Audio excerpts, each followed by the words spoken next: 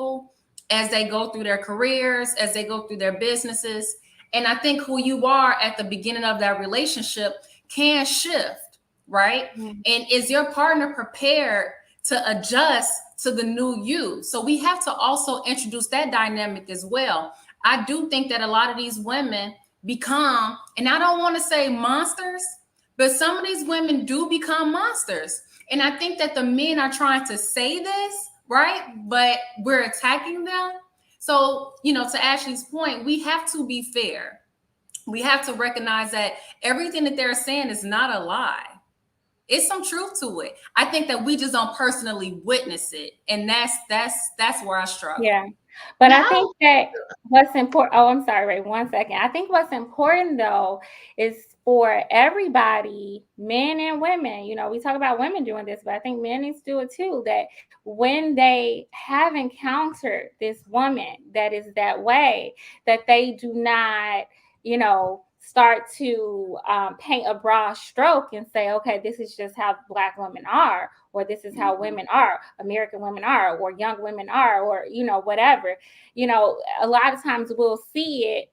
And, I think what's happening is they may have experienced it once. Maybe they experienced it more than once, but that becomes the representation in their minds of women. Mm-hmm. And it's like, there's so many, women who are not that way. And I'm like, because of that bad experience, you now have that association between women and this type of behavior. Does that make sense? Like, and so we have to check our traumas. We have to deal with our traumas, because what's happening is now people are just kind of projecting all of that off onto other people. And then a man will hear, oh yeah, my girl was like that too. And maybe his girl wasn't even like that, but he is the one who feels insecure about it. And so now, you have this ripple effect. And to me, it's like an issue that is an issue that needs to be addressed. It's becoming like the standard, or like the representation. And it's like, I just don't know if that's true. I don't know if that's true that, every woman, or even most who have achieved a certain amount of success are just these monsters, like I don't know how. I don't think it's every woman, but I do think that a lot of women who are in powerful positions are bringing that behavior home. Okay. I mean, I'm not saying every, but it's happening. You think that it happens a lot? Oh yeah. Okay. Mrs. Understanding, you were gonna say something. Yeah, I wanna highlight that I don't think it's necessarily about a position or a certain income level or anything like that. Sometimes I think that women as wives, whatnot, we can be condescending. And it may not, because I've met women that are psychologists and they don't make more than a man, but they sure will psychoanalyze them in a whole day. Okay. And everything right there, that's a projection. And she doesn't have to make more. Sometimes we could just be condescending. And that could be us not checking our trauma from seeing, boys skate by through life and we're doing double the work and things like that. So I do, like you said, I think we have to give them some leeway. There are women that are monsters. There are women that are condescending, eat with or without a paycheck. So all this, would a woman earn more? No, because like what Miss Jovo said about teachers, I've seen women who teach like first grade go home and baby their husband, and it made me want to sit them down in a chair. So I don't know how them men do it, because sheesh, make you want to smoke a strong one. I'm gonna say this though. I'm just gonna say it. Like, I think a lot of times some of these guys, just like Janelle said in the beginning, they came from these environments where they were taken care of, but they were not necessarily raised. And then there's that assumption, there's that word again, or that expectation that, okay, I saw my mama do this, or my mama did this, that, and the third for me, or I saw my auntie or grandma do this. They nurtured, because that community likes to use that word a lot. They nurtured and took care of me. But then it's like, now I want you to be I want you to be superwoman, but you can't be too super. Like you can be superwoman, but you can't fly too far, or you can't be too powerful. Like it's too confusing. And so I think I'm gonna push a little bit. Like if men want to see change and evolution in these relationships, they need to become just as vocal as some of these women have in terms of what they expect out of the men. The men need to be vocal and they need to be assertive in communicating what they need in a relationship, not passive aggressive, not shaming, not blaming, none of these other defense mechanisms that they use to really dance around their personal issues and not just be and things that they do to avoid being direct. Like just say what you mean and mean what you say and say exactly what you want at home. Like, what's the biggest thing that some people fear, but again, just like Janelle said before, these are men too who have been rejected. So, and that circles back around to deal with your personal issues as it relates to rejection. If you're in a relationship, an adult relationship, grow up, start learning how to assert yourself and share what you need out of the relationship. Because I think a lot of times men jump into these situations with us and they assume we're going to be nurturing. They assume we're going to be doing all the housework. They assume they think that we're going to be caring for all the children. And I'm telling you, we just need to push them to be assertive and just say, hey, what do you need from me? I tell everybody all the time, like being married 18 years, the biggest thing that has helped my marriage is the fact that we talk. And we're going to talk about when changes happen in our house, we have to adjust our expectations on what we expect each other to do. There is no mind reading anymore. Okay? Yeah. So just like dude need to deal with the trauma for being rejected by Keisha in the 5th grade, he need to expect that, you know what, our relationship and marriage is going to evolve. We probably need to talk about that and what that's going to look like. Miss Jovo, when did you become a safe space to your husband? Janelle, 1 second. I love that question, but I did want to say, I just wanted to shout out some people in the chat. Thank you guys for joining us. I see some very interesting comments. Dara says, I've witnessed it, but generalizing isn't okay. And Cannon, she's actually going to pop in. She says it's more acceptable than for men to bring it home. I believe she's talking about, money. Women have to make themselves smaller and serve as a male ego. And hey, girl, hey, Tawana. All right, Candace's gonna speak on that a little bit later. But I think what she's talking about is some of those societal pressures and the constructions that we have on men versus women in our roles in society. A lot of times men are expected to be the breadwinners, right? And so when they aren't, then there's a little bit of insecurity that may be at play there. All right. But go ahead, Janelle. You had a really good question. No, I wanted to ask Ms. Jovo, when did you become a safe space for your husband? Because you talked about him being able to express how he felt. And I think that that's so hard for men to have that level of honesty.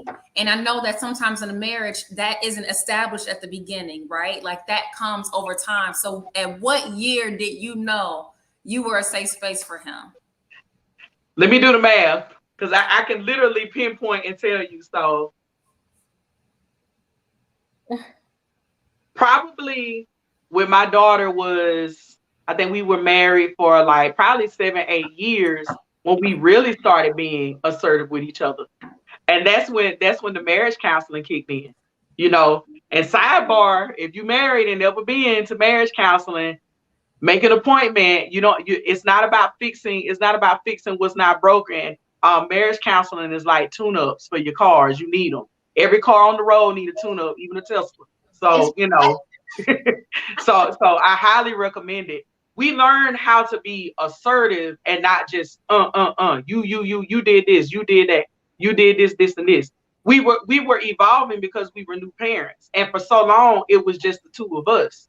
So then when baby girl came along, it's like, okay, I'm getting up at 3:00 in the morning with these bottles. Okay, now we had a conversation when I was pregnant. Let's do some teamwork. And it was just like, well, babe, I'm working, and I'm like, flag on the play. We need some help in mediating this. And people need to be people don't need to be afraid to say that. Like, okay, my relationship is going through a transition. I need to know how to communicate with my man or my woman about how we're going to get through this. Like, women, and I hate to say it this way, but I got to just say what's on my mind. Like, that again, the expectation of Black women. Like, we like the glue that hold the puzzle pieces together for some of these guys, especially if he was that guy who grew up in the single parent home where it was just mom and mom did everything. Don't matter who mom was dating, who she was married to. He saw mom do everything. So then you think some men actually walk into a relationship and think they're gonna, that they're going to their wife will emulate that. And like I'm gonna be totally transparent and honest with you, Janelle. Like, it was like 7-8 years into marriage until we learn how to truly communicate with each other. Like, being assertive. Yes, and understand that the vulnerability is us saying we on the same team versus, a versus battle. Of, battle of the sexes. Because I think a lot of young marriages, I mean, I was 23 when I got married. We go into it, oh, I love you, but then it's like, but I'm a girl and you're a boy, who gonna win? And it was like that for me for a while. Like, I had to really comprehend, understand that we needed to be on the same page, and the only way we're gonna do that is if we learn how to talk to each other and not at each other. And so, Janelle, I think you asked that question because Jovo was talking about how she thinks men should be more vocal in what they want in their relationships. But it's important that women are receptive to it, right? Right. And that they respond, receptive and respond, right? Receptive and responsive, I should say, to what men are saying. Because obviously, if you're in a relationship with somebody and, you are condescending, or you are somebody who boasts of your accomplishments, or you have a very arrogant attitude, then nobody's going to want to deal with that. Not just your partner. Nobody wants to be around somebody like that. So if you have a husband or a boyfriend who's telling you these things, then you have to also be receptive. Is that why you were asking that question, Janelle? Ashley, you took the words right out of my mouth. Yeah. And I think that I've personally witnessed situations where the woman minimized that man when he said something. He literally expressed how he felt, and she was like, boy, going somewhere, you ain't talking about nothing. That's not. And it's like you don't see he's trying to express his heart to you, and you're just dismissing him, right? And so I think that as women, we have to get to a place where we're becoming easy to talk to and not just projecting how we feel all the time. So that's why I asked that question. Yeah, it was work. And that's the other thing, like, learning how to communicate effectively, it takes work. And then it takes you being able to say, I have a hard time saying this, or I have a hard time expressing that. It really, I mean, honestly, like I said, I'm pro marriage counseling. Like, do it at least one time, and then you're gonna want to go back. You are. I'm telling you, you're gonna want to go back. All right, Candy wanted to add something to this conversation. Hey, girl, how are you? Hey, ladies, can y'all hear me? Yes, loud and clear. Y'all are like talking of some good stuff tonight. Having some good conversations. I just but the main thing that I just kind of wanted to point out, right, is that whenever I discuss some of the overarching, ideas of like how we interact with each other as far as like patriarchal society demands, to your point, Janelle, everything that I'm saying still ends up going back to those like gender stereotypes and those gender roles, right? Women internalize those messages just as much as men do, but it's still rooted in the same thing, right? So it's like once we start addressing those things, that like that's how you get where a woman may be more dismissive of a man's feelings, because what is everybody always told? What do men say out there? Oh man, what do everybody say? Men don't do all that feelings. Women are the ones with feelings. We logical. We don't do that. Da, da, da. You know what I mean? So it's like it just continues to reinforce the same shenanigans, right? It's coming from all the same place. But the point that I feel like gets lost in a lot of these conversations is that if you look at, and I'm not saying how I feel or what I think, right? I'm talking about based on empirical data that exists. Every measure, every time they actually study this and look into it, they come to the conclusion that women, because of gender roles and all of that, are the ones who end up doing the bulk of the emotional labor in relationships because that's what's expected, right? So you have that. They also are the ones who are doing the bulk of the child rearing and the domestic duties because that's the expectation. But then you also have a weird dichotomy, which I think you guys are kind of speaking to, is that at this point we're in 2022. So women are also doing the same providing that men are supposed to be doing, right? Or that men have been doing. So women also have their careers, they have all of that stuff, but then they still have that same level of responsibility that they had before they were doing the providing or having the work or the job or whatever. So they just have more responsibility. Like if you can run down to me and be like, okay, like what do men always say they're responsible for? Providing and protecting.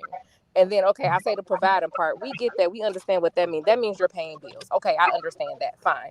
The protecting part. When you get to talking into protecting, it's all of these weird, things that's really kind of ill-defined. Like, no, what are you actually doing? Give me a rundown of the stuff that you're doing, right?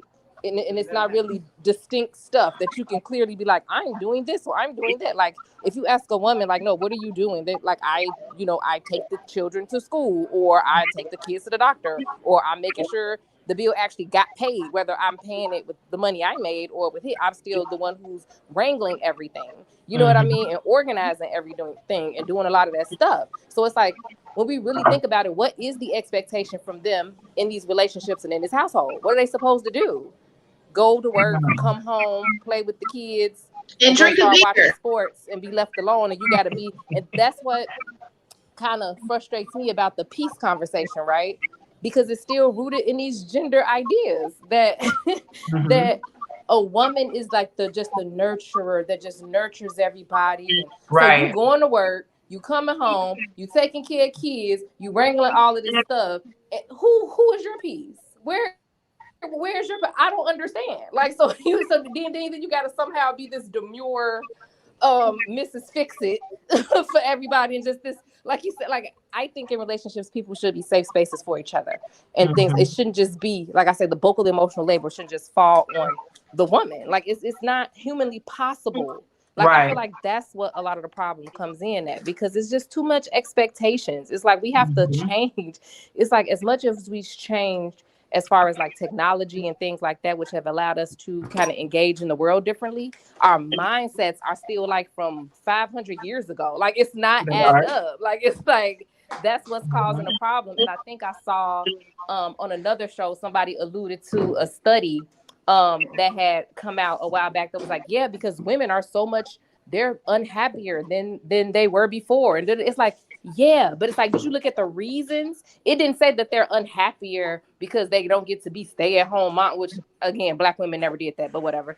It's not saying that they're unhappier now than they were before because they don't get to be stay-at-home moms. It's saying that they're unhappier now because not only do they get to go their careers and all that, but then they still got to do all the other stuff on their own, or most of it, without having a fair kind of equal partnership and an equal expectation. It's like a lot of stuff just automatically falls to them. Like they're millennial dads are a lot more like they're active. the ones a lot of times that's keeping and managing the relationships of the whole family, like making sure they're remembering people's birthdays. And I mean, just it's a lot of stuff that is not sometimes quantifiable, but it's massive. And that's where I think what I was saying is that I do think that Janelle is right.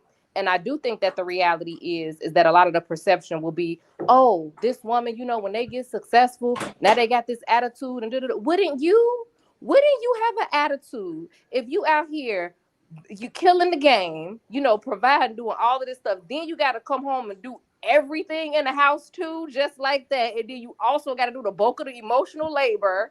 And then this person's just like, I went to work today. Well, okay, take care of me, be my peace now. Like what?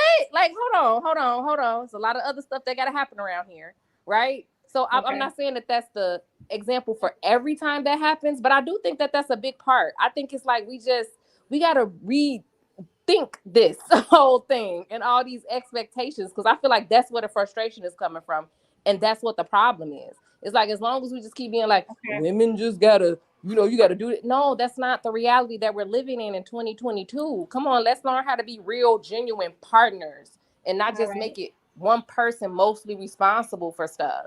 Right. So Janelle, what that's were you all I gonna wanted to add, y'all. No, Thank I you, okay. So Shannon. one thing you all are gonna realize about me, I'm biased to a certain extent because I have a lot of good men in my life, so I'm always advocating for them, right?